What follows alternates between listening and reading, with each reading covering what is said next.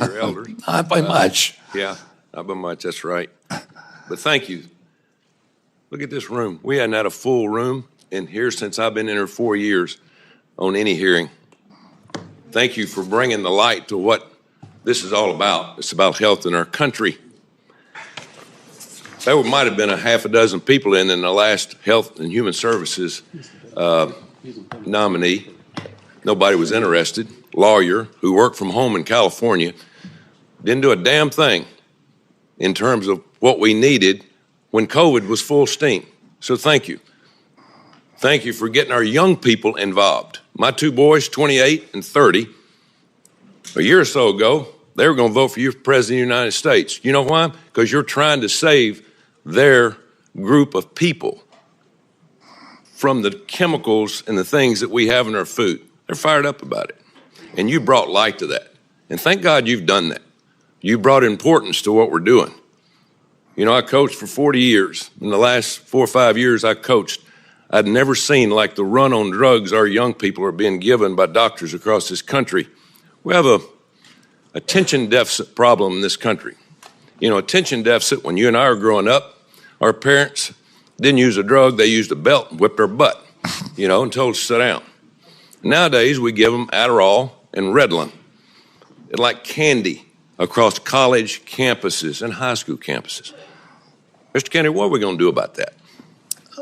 Today, 15% of American kids are on Adderall. And there's clearly a major problem with overprescription, not just with our children, but with our entire population. We have 4.2% of the world's population, and we take 50% of the pharmaceutical drugs. And there's a recent study by Peter Ghosh, who is one of the founders of the Cochrane Collaboration, that showed that prescription drugs are now the third largest cause of death in our country after cardiac arrest and cancer. We're not getting healthier. Americans are getting less and less healthy. 70% of pharmaceutical profits globally come from our country, which has 4.2% of the world's population. We're the only country that allows full-scale pharmaceutical ads on TV. And we're all being told you can make yourself, you can eat anything you want, you can smoke anything you want, you can do anything you want, and there'll be a drug to fix you in the end. And it is not a good formula. And our kids are getting sicker and sicker. They're not getting better. Nobody here, all the people here who are defending this current system and defending these pharmaceutical industry profits, many of whom are taking huge amounts of money from the pharmaceutical industry, millions of dollars for many of these senators. And none of that, this is not making our country healthier. It's making us sicker. We need to get rid of these conflicts. We need good science, and we need good leadership that is able to stand up to these big industries and not bend over for them.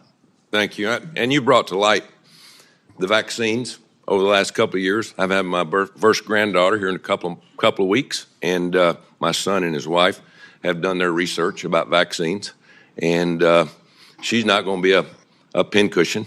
We're not going to allow that to happen. But you brought that up, but as you and I talked about vaccines, Coach, let's empower scientists to do their job. You know, let's go by what they do. Let's don't just do something for the pharmaceutical company. So I appreciate you doing that. One other thing is you and I talked about red dye number 3, and just happened, you and I talked about that, and a few days later in this room we had the FDA director. And I asked him, why do we use red dye 3 in our cosmetics, or we don't use in cosmetics, we use in our food, but we don't use it in cosmetics because it causes cancer. What in the heck's going on?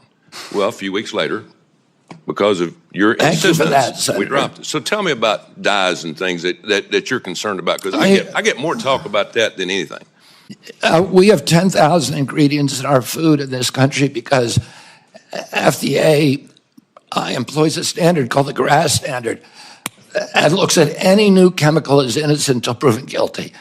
In Europe, they have 400 ingredients in their foods. Kellogg's makes Fruit Loops for the United States alone. It is loaded with red dye, blue dye, yellow dye, and many, many other ingredients. They make the same product for Canada that's all vegetable dyes. And for Europe, If you eat a McDonald's French fry in this country, it has 11 ingredients. You eat the same product in Europe, it has 3.